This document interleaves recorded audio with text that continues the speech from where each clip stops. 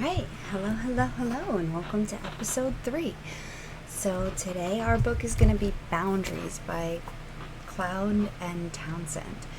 And I personally think it's a very important one because when setting up our day-to-day lives, it's very important to know what our boundaries are so that we can communicate them effectively and properly, and also because I've been trying to record this one episode and it needs an image to go along with it, so I'm looking for the best way to do that without having a link be in the comments. I don't want to direct people to things. This way there's no miscommunication and no way to possibly do it wrong.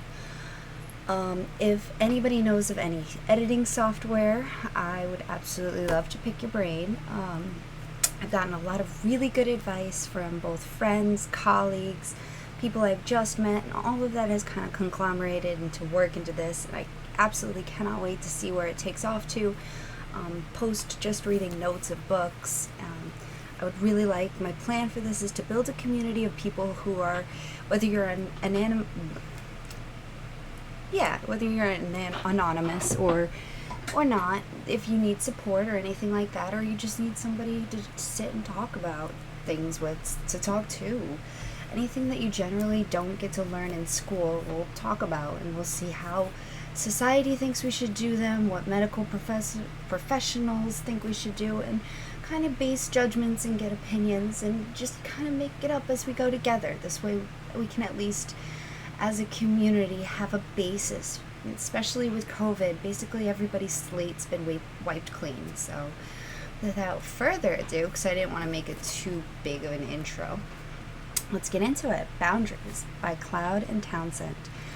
Trying harder doesn't work, neither does being nice out of fear. Thirdly, don't take responsibility for others. Take ownership of your life. There are some questions to ponder. Can I set limits and still be a loving person? What are legitimate boundaries?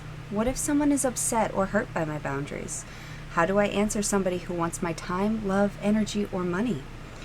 Why do I feel guilty or afraid when I consider setting my boundaries? How do boundaries relate to mutual submission in marriage? And are boundaries selfish? Taking time off from person or project can be a way of regaining ownership of some out-of-control aspect of your life where boundaries need to be set. Emotional distance is a temporary boundary. You give your heart the space it needs to be safe, to thaw. Other people, support groups. The most basic need in life is relationships. We also need new ideas and teachings, as well as inputs. Geographical distance, sometimes physically removing yourself, will maintain boundaries. Do this to replenish yourself physically, emotionally, and spiritually. Truth knowing and speaking the truth allows others to define your boundaries and a relationship with you. Honesty gives you integrity. Words. No is the most basic boundary setting word. Skin, as in he or she gets under my skin. Keep the good in and get the bad out. Attitudes and belief. Attitude is the orientation toward and the stance you take towards others' life and work and relationship. Beliefs is anything you accept as true. Own your attitude and convictions. I am the one who feels their effect and the only one who can change it. Behaviors. Unfortunately, you reap what you sow, or depending on how much work you've actually put in, that could be fortunately, you reap what you sow. Choices. Take responsibility for your choices. I am the one who makes them. I must live with the consequences, and I may be keeping myself from making the choices that I could be the happiest with. Values. When we take responsibility of our out-of-control behavior caused by the loving and wrong things, or valuing things that have no lasting value, we have a heart that values things that will not satisfy. You can always create a new heart. Now, that's not easy by any means, but you must sit down with yourself for 5 seconds and just be honest. What makes you the happiest? What doesn't make you happiest in your life? And the only genuine way to fix it is to do that self-work. Limits. Set limits on exposure to people who behave poorly Also, set internal limits, self-control without repression. Thoughts. A. Own my thoughts. B. I must gain knowledge and expand my mind. And C. I have to clarify any distorted thinking. Now that's really tough because how do you know it's distorted? That's one of the reasons why I'm here tonight. That's one of the things we're doing, is to try and help absolutely everybody. Everybody has 1, 2, 12, 14 distorted thoughts. It doesn't make you a bad person, it doesn't make you a villain, and it doesn't make you wrong. It just means you have to listen a little bit better to yourself and to others. Children need to be taught good boundary creating words like no, I disagree, I will not, stop that, I choose not to, it hurts, it's wrong, it's bad, and I don't like it when you. Not saying no keeps us from recognizing evil. Compassion, not sacrifice.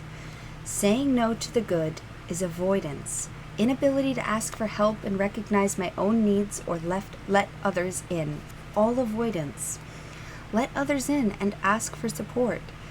Now, here's another important topic. Control. No is a challenge to change the other person's mind. Controllers can't respect others' limits. They tend to use various means of control to motivate others to carry their load.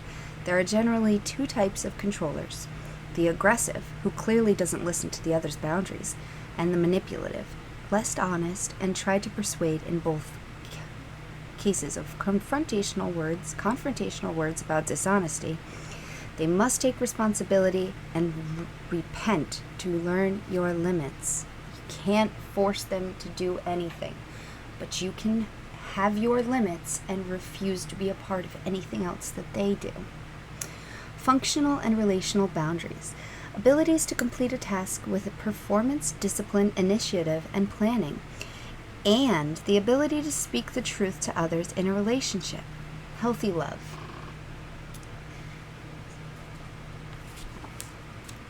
When a child feels as though they're good, they're loved, and when they're bad, they're unloved, they have 2 options. They can either agree to pretend to keep the relationship, or they can continue to separate. Parents who tell their children, it hurts when you're angry, make that child responsible for the parent. It's far better to say, I know you're angry, but you still can't X. Lack of limits. There are 10 laws of boundaries. Number 1, the law of sowing and reaping. If you step in for someone whom is minimally reaping, you won't instill this value in them. Confronting the irresponsible person does not hurt them. Only consequences of their actions does. So what law 1 means is sometimes you have to let people fall flat. And as much as it hurts, and clearly I'm doing this out of my love, that's what I want to convey to the world. But sometimes there are, and there always will be, those people who just need to hit that all-time low and define their new low in order to actually start making new successes. Law number 2 is the law of responsibility. Being the decider of where to draw the line on others' destructive and irresponsible behavior towards me. Give to needs and put limits on sins. Only I can grow for myself. Now, I will just also mention that this book is written by two very, I believe one of them is a pastor, if not a reverend, so it is very spiritual in the God and Christ sense.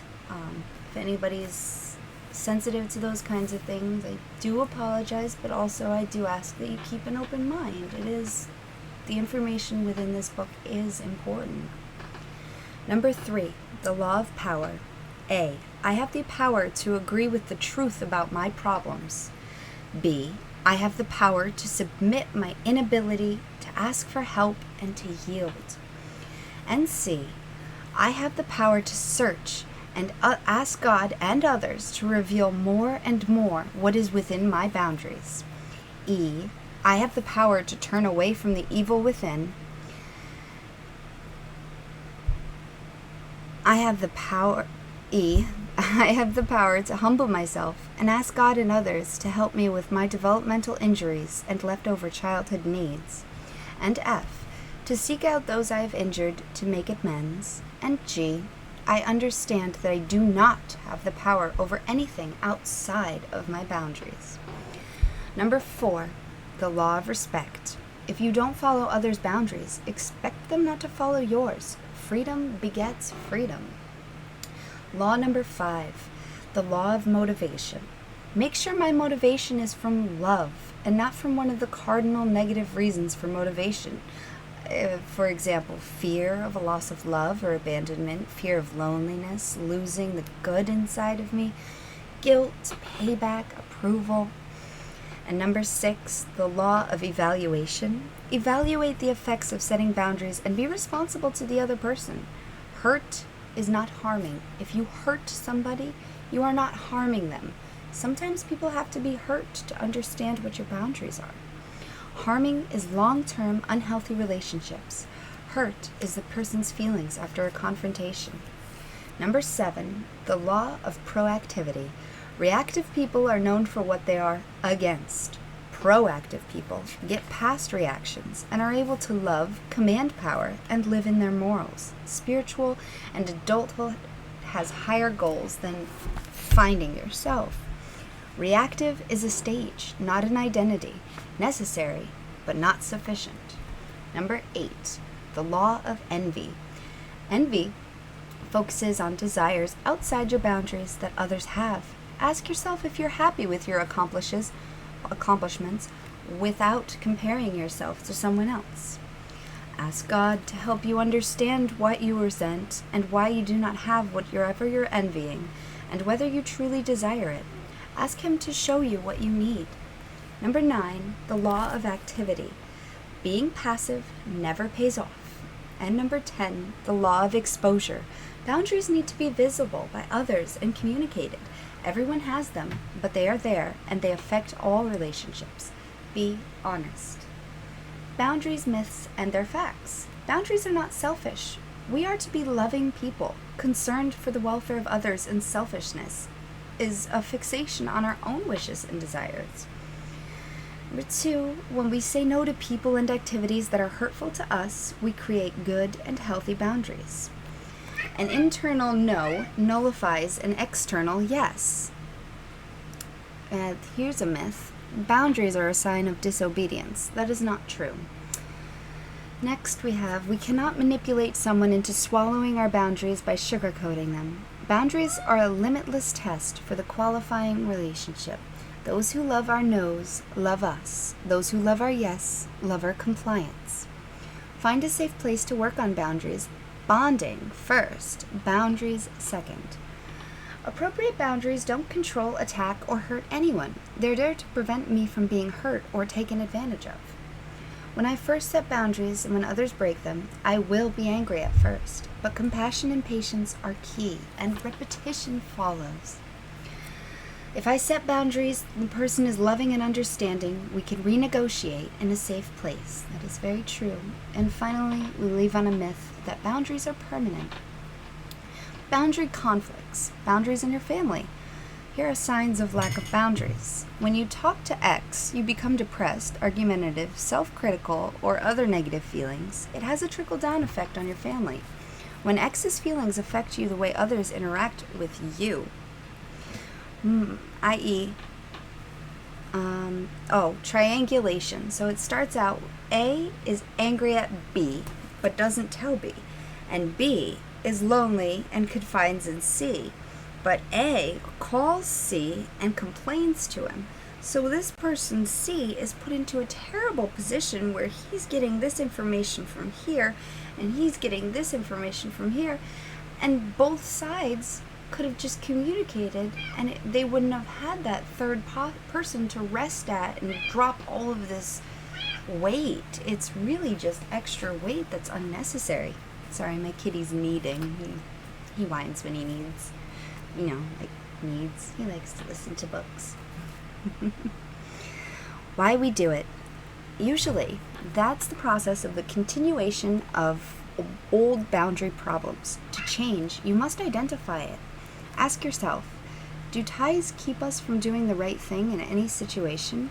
The resolutions are to identify the symptom. Where have I lost control of my property? Identify the conflict. What laws of boundaries am I breaking? Do you fail to enforce consequences and pay for behavior? Do you take responsibility for someone instead of to them? And are you reactive to them? Identify the need that drives the conflict. Face and accept it. Practice. Look at it as physical therapy. You don't pick up the heavy weights the first day. Slow and steady. Get your footing. Say no to the bad. You can't reestablish a relationship, especially with someone who abused or controlled you, until you have the proper tools. Forgive the aggressor. When you refuse to forgive someone, you still want something from that person, even revenge, and it keeps you tied to that person. Another good tool is to respond, don't react. When you feel yourself reacting, step away, regain control of yourself, evaluate, and make the best choices. Conflicts in friendship. Complaint, compliant. Symptoms of this are dissatisfaction, the feeling you are allowed something you shouldn't, roots, which is avoiding saying no to keep others happy, conflict, which is denying your own boundaries to keep peace, ownership, both need to claim it, and it begins by setting limits on small things. And how do you do that? Be truthful. Then there's the kind of friendship which is compliant and an aggressive person, and a compliant and an aggressive controller, These symptoms are where the compliant feels controlled and resentful. The roots are the aggressor doesn't have delayed gratification, and they tend to take that out on the people around them. The boundary conflict is the inability of the compliant to set boundaries, and the aggressor doesn't respect them even if they do. Where to begin?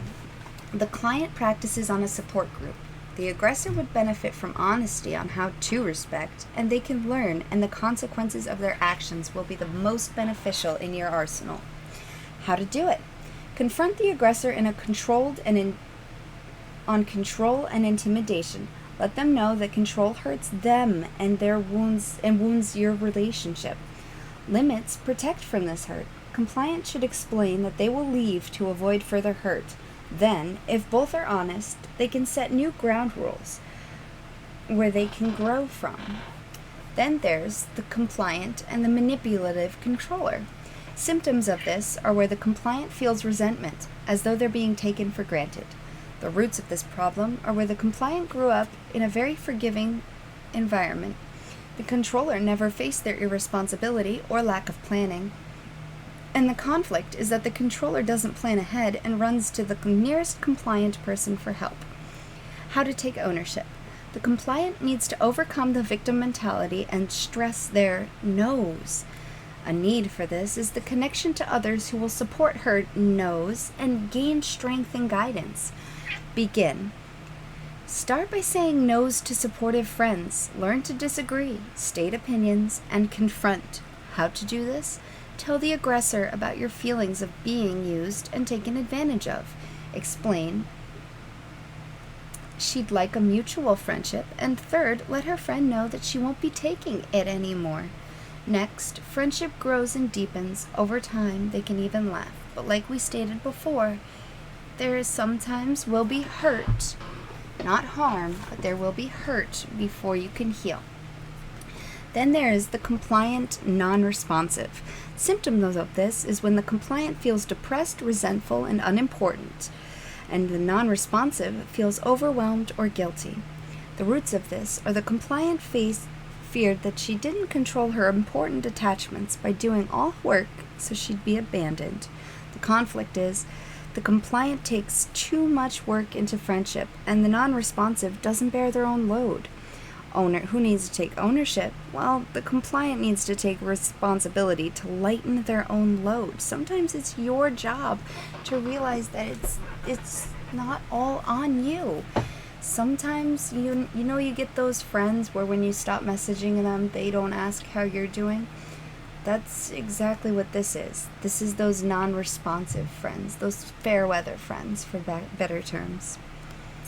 What do they need? They both need support. Begin. The compliant sets limits. and the non-responsive has to put in the work. How to do it. The compliant tells the feeling to the non-responsive. Then the non-responsive has to start taking initiative. If the non-responsive doesn't realize if the non-responsive doesn't comply and realizes they don't want to be mutual friends, then the person who was the compliant has to grieve the friendship and accept. Next, changes in friendship, either better or better by losing it. Sorry, that was a little bumpy one to get over. I was thinking about a lot of past experiences I've had with that, and it's frustrating. I've been the non-responsive friends in some situations. I've been the compliant in some situations. And the whole point of this exercise is just to give you an idea of how all of this ties into every day. You're not in every relationship going to be the compliant, and you're not always going to be the aggressor. But maybe you have that one relationship where you are the aggressor. Maybe you have the one relationship where you're the non-responsive. This is how you can build boundaries on yourself so that you can be the same the whole way through. So that people, when they look at you, they know this is this person, this is how they act, and this is what they don't want around them. And those are very important things these days. Feelings. You can spend years talking past each other. Speaking in I feel makes you vulnerable. There are also warning signs that we need to do something. Feelings only grow worse when not addressed. Limits on what I can give. Often we do more than we really want to and resent our partner for not stepping up and overgiving. We shouldn't resent someone for wanting and having an inability to say no. Applying boundary laws to marriage. A law of sowing and reaping. Natural consequences resolve most problems. Limit how you allow yourself to be treated. And exhibit self-control. The natural consequences are falling on the shoulders of the responsible party. Then try setting the law of responsibility into your relationship. Setting it limits is an act of love. The most responsible behavior is usually the hardest. Set the law of power in your home. Instead of saying, stop yelling at me, you can continue to yell if you choose to, but I will choose to not be in your presence when you act that way. Instead of saying, you just got to stop drinking, you're ruining our family, please listen, you're wrecking our lives. You could say instead, you may choose to not deal with your drinking, but I will not continue to expose myself and children to this chaos. The next time you're drunk, we will go to the Wilsons for the night and tell them why we are there. Drinking is your choice. What I put up with is mine. Instead of saying, well, we're not going to do the last example. We look for change in the other person when we need to assume power and change our reaction. The law of exposure. Passive ways of showing people they do not have control over you never lead to intimacy. It is your job to educate your spouse to who you are, frequently if need be. Resolution. Take inventory of the symptom, recognize the problem, own it, and agree to resolve it. 2. Find the origins of the conflict. 3. Take in the good, bonding and support first. 4. Practice. 5. Say no to the bad. 6. Forgive. Stop wanting something from them. 7. Become proactive. And 8. Learn to love freely and responsibly. It is a beautiful thing to be in an amazing relationship where your boundaries are stated, you're completely healthy. Just to get a little personal here, I used to have horrible boundaries. I used to have terrible, awful, horrible, worst boundaries you could possibly think of, recovering addict kind of boundaries. I have now learned how to put great boundaries between myself and absolutely everybody I deal with in order to preserve my family. And now, for the first time in my life, I have a life. I have everything I could ever ask for. And I'm not saying this is the miracle cure and this is the cure-all, one pill. It's not snake oil I'm selling you. This is just one piece of the little bit of work that I did that I'm hoping will be your diamond in the rough as well. To help children. Number 1, allow them to talk about their anger. Number 2, Allow them to express grief, loss, or sadness without trying to cheer them up or talk them out of their feelings. Number 3, encourage them to ask questions and not assume that words are scripture. Number 4, ask them what they are feeling when they seem isolated or distressed. Help them to put words to their negative feelings, and do not try to keep things right for a false sense of cooperation. Children need to have these convictions. My success or failure depends on me. Though I am to look to others for comfort and instructions, I alone am responsible for my choices. Number 3, though I am deeply affected by my significant relationships throughout life, I cannot blame my problems on anyone but me. And number 4, though I will always fail and need support, I can't depend on an over-responsible individual to constantly bail me out of spiritual, emotional, financial, or relational crisis. Children live in the now, so they must be taught delayed gratification of goals.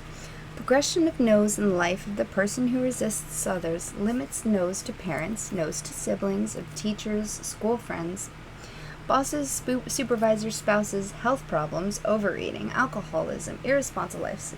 So what it's trying to show you there, because it seems like a little conglomerate of words, is that if you don't teach children delayed gratification and you just let them skip over the no's, it tumbles out. And as they get to be adults, they take those bad habits and they turn them into worse habits, because as you get older, everybody knows the consequences get worse and worse, and there's more and more gray area.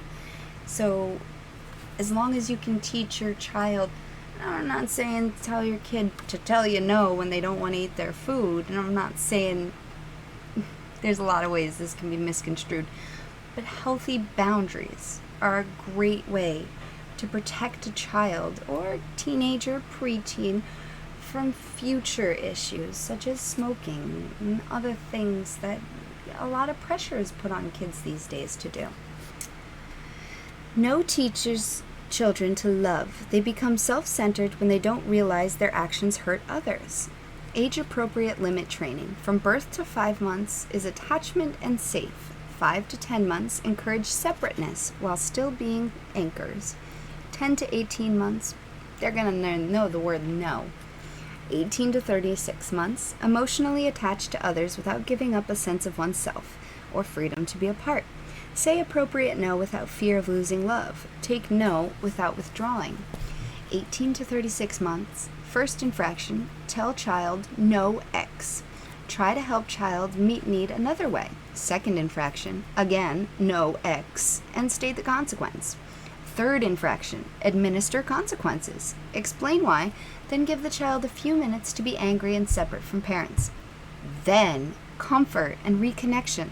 Hold and comfort child to help reattach with you. This helps the difference between consequence and no loss of love. From 3 to 5 years, gender roles. Children identify with same-sex parents, wanting to marry the opposite-sex parent, defeating the same-sex parent in the process. Preparing for adult sex roles later in life. Mom, be gentle and firmly allow your daughter to identify and compete and deal with the possessiveness of their son, and vice versa. So, usually you get mommy's boy, daddy's girl. It's just, that's how we're hardwired. You get the little outliers every now and again. My daughter was my bread and butter, and my Abby Kadabi was my absolute shadow, my baby, my doll, my everything. And my son wanted basically nothing to do with me and absolutely loved his dad his whole life. That's just how it works sometimes. But a lot of the times, it's just preparing kids for growing up. From 6 to 11, fundamental task age, homework, chores, etc., planning and discipline to keep a job until it is finished, delay gratification, goal orientation, and budgeting of time are important goals for these years. 11 to 18 years, de-parenting. Instead of controlling, you're influencing. Increase freedom and responsibility. Renegotiate restrictions, limits, and consequences with more flexibility. How can I help X survive on their own? Set their own schedule, values, money boundaries, and have their real-life consequences. There are different types of discipline. Number 1, consequences are intended to increase child's sense of responsibility and control their lives. Consequences must be age appropriate. Consequences must be related to the seriousness of the infraction. Number 4, the goal of the boundary is to create an internal sense of motivation with self-induced consequences. And then we go on to problems in the workplace. Number 1, getting saddled with another person's responsibilities. You need to take responsibility for your feelings and realize your unhappiness is your own fault. Go to your coworker and explain the situation. Say no and refuse. To fight anger with anger is to play their game. Be firm and empathize their anger. You can be finished discussing something. Do not fall into the trap of justifying why you can't do their work. You owe zero explanation why you won't do their work. Number 2, working too much overtime. Poor planning on someone else's part doesn't constitute an emergency on your part. Set boundaries, review job descriptions, make a list of the tasks you need to complete in the next month, and then make an appointment with your boss to discuss work overload. Number 3, misplaced priorities. Say no to the unimportant. Realize your limits and don't overload yourself. Spend your time wisely. It is the one and the only thing you cannot manipulate without anything. You cannot get that time back, no matter what you do, who you barter with, and how hard you try. That is the only thing you get. Number 4, difficult coworkers. You only have the power to change yourself. Refuse to allow other people to affect you. Easier said than done, I know. Number 5, critical attitudes. Confronting overly critical people is a good idea, with 2 or more people if possible. If she wishes to not change, don't speak with her until she does. Number 6, conflicts with authority. There's this thing called transference, when unfinished business resurfaces. Reflect, leave the past there, deal with the current issues, and do not allow it to interfere with current relationships. Number 7, expecting too much from work. Jobs expect adult functioning. Differing expectations will inevitably collide. So you have to go into it with the same ideals. So say your boss is asking 14 things of you, but he knows Sam isn't going to get it done nearly as fast and efficiently as you. That's not appropriate. You set your boundaries. This is what you do. This is how you do it. You can go slower. Just because you're smart and you can get it done faster does not necessarily mean you need to tax yourself like that. Number 8, taking work-related stress home. Conflicts need to be dealt with so that they do not affect the rest of your life. Otherwise, your job will own you. Number 9, disliking your job. Have boundaries and enough strength to say no so you don't get stuck in a job you don't like. Don't let others influence you with their expectations. Finding your life's work involves taking risks, establishing identity, and owning your true self. Discover your gifts to develop talents. Boundaries in the digital age. Don't let someone insert themselves into your personal life where they have no right to. Now, here's boundaries in technology with teens. Set guidelines and inform and discuss the very real dangers of the digital life. Cyberbullying, taking too much personal... Let's start that over. Cyberbullying, too much personal information, permanency of social media posts, impacts of posts on reputation. Train the teen to spot dangerous or suspicious behavior. Stay away from chat rooms. Never share personal info with somebody they don't know. Have conversations about what content is appropriate to read, what isn't, and what's dangerous. Try to know passwords as much as possible, if not always. Check websites and train to not click on ads and pop-ups. Look for trouble on social media sites. If necessary, use tools for site blocking or internet monitoring. Breakdown of trust is you have to restrict use if that happens. If you cannot trust, then you cannot continue. Remember, you're trying in teens to instill this sense of influence, not control. So if you can't trust them, then you can't influence them, and it's not going to work. Play some online multiplayer games and understand what they're doing. Guidelines for acceptable online and screen time. Encourage discussion. Enforce limits and consequence.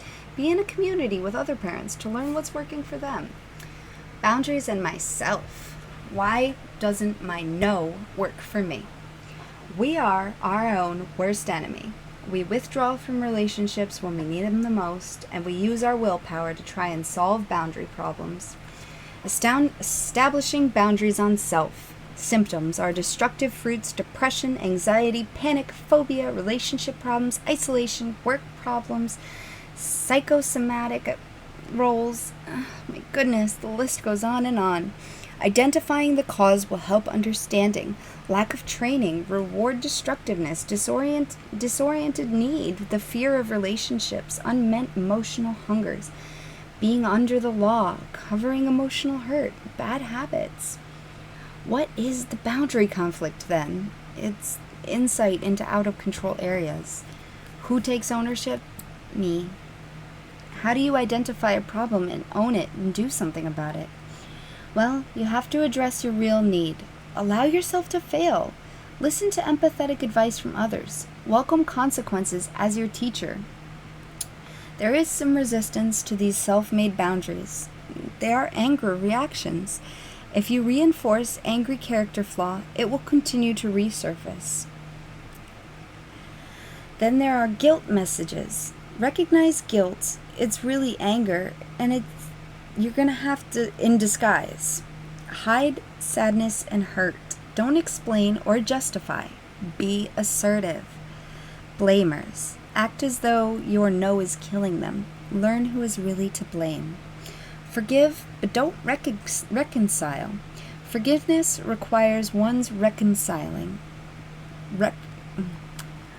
Forgiveness requires one. Reconciling requires two, and the other to change. Forgive, but don't reconcile.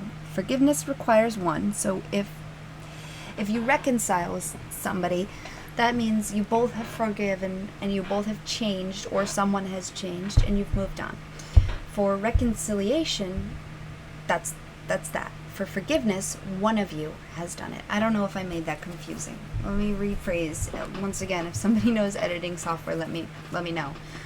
Forgiveness is when it's just you and you can let it go in your heart and forgive them and just move on and don't tie yourself to them any longer. Reconciliation is when there's two of you. You've spoken about it and you've got over that hurt but not harm we talked about. And you're over it and you've changed and maybe they've changed as well. That's when you reconcile. That involves two people. Instead of if-onlys, try this. Own your boundarylessness. Realize the resistance. Confess you do not want boundaries because you are afraid. You sabotage your freedom because of your inside resistance. Number 3, seek grace and truth. Number 4, identify the wish. Number 5, let go. Like a funeral, go through the grieving process. And number 6, move on. You're finally free. Success in boundaries. Step 1 is resentment. Step 2, a change of taste. Being drawn to boundary lovers. Step 3, joining the family. Step 4, treasuring our treasures. Step 5, practicing baby no's. Step 6, rejoicing in the guilty feelings. Number 7, practicing grown-up no's. Number 8, rejoicing in an absence of the guilty feelings. Number 9, loving the boundaries of others. Step 10, freeing your no's and your yeses. And step 11, mature boundaries, value-driven goal setting. Principled negotiation. Number 1, people. Separate people from the problem. The idea here is to get people's ego and pride to get disentangled from whatever the problem is, so that the problem can be attacked without the fear of attacking any person in the process.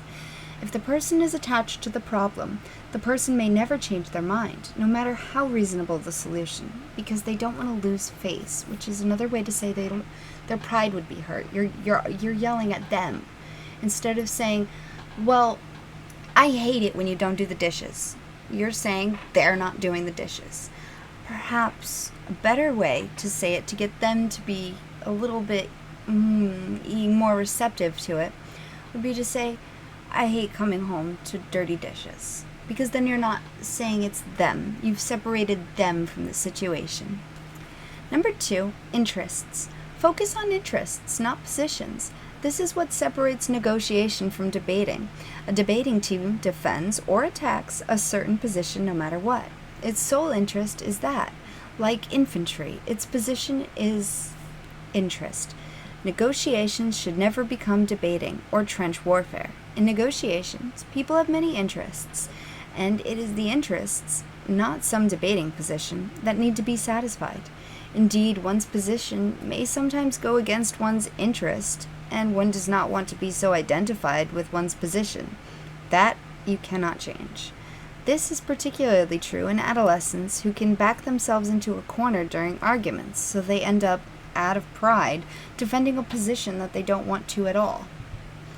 So, what this is saying is, instead of saying, I know you're not going to smoke because you're not a smoker, but you know your kid smoked, say, hey, I was wondering what your options were on smoking. If anybody else has a better way to state that, I would love to read it in the comments. It's a very contrived statement, but once you get it, it's important. Number 3, options. Generate a variety of possibilities before deciding premature. Closure to a discussion to avoid bearing tension. Number 3, options. Generate a variety of possibilities before deciding what to do. Premature closure to a discussion to avoid bearing tension is always a possibility. Don't feel everything has to be wrapped up in one meeting. Get to the problem and let everyone take a few days to think about it, to come up with various options and solutions. It's much easier to think freely when you're not under pressure. Be careful not to bully someone into agreeing too soon. And number 4, criteria. Insist the results be based on some objective standard. This allows the member of the negotiation to appeal to some standard other than their own will or opinion. Examples of objective standards might be useful in family negotiations, like, what do other families in this area do about this problem? What does the school recommend? What would an open market pay for this service or an item? What is the relevant medical information regarding the safety of this activity? What sort of practice schedule does the coach recommend? What does the law say? Are there any agreed upon set of values or a religious concept that could help the negotiation? This one went a little bit more clunky than the previous episode. I did this rather last minute. I was going to do a different one, but I needed to have an image, and I couldn't really figure out how to do that as well as I'd like in time. So, once again, I really appreciate you guys sitting with me and enjoying this. And like I said, this is going to be so much more than just notes out of a book. I just wanted to have a basic set of principles that everybody can click on and look to see where this comes from and what the foundation of this is, of this culture that I'm trying to build. I'm really grateful for everybody, absolutely everybody who's still here. You mean the world to me. I wouldn't be able to do this without you. Truly and gratefully, this is what I feel like every moment in my life has culminated to. So to get this story out and to condense all that crazy information on the internet. Before I say anything I regret and don't upload this video, I'm going to close it out. Thank you guys so much. If anybody wants to see anything specific, everybody knows how to contact me. Reddit, I am the mommy, capital THEM0MMY. Facebook, you know how to get me on Facebook. I don't really have a Facebook, so I don't really try and give them Facebook. But regardless, I'm so blessed to be here in this exact moment. I wouldn't rather be anywhere else. Final message I'll leave you guys on is, I believe that's one of the only spiritual God books that I'm going to be reading, but I'm not certain. I'm not trying to step on anybody's spiritual beliefs, nor am I trying to mix in any of that, because everybody is entitled to their own opinions, and, you know, at the end of the days, you'll get, at the end of your day, you'll find the answer that you're looking for, no matter what God you're looking at. And I know some people are going to be angry that I'm saying that, but I call my God something, you call your God something, you call your higher power something, and at the end of the night, it's still the same principle. And that's what I wanted to bring home with this book, is it's all the same idea. And I want to bring us all together and just wrap it all around so that there isn't this big divide any longer. And I feel like a lot of that divide is not as real as we make it, because a lot of people hide behind their computers when they say nasty things. But regardless, as I continue to just babble on, clearly, I'm a talker. That was a joke for somebody I said earlier the week. I hope you have a great night, everybody. Thank you so much for tuning in. And please tell me how to edit my videos so I can edit that part out next time.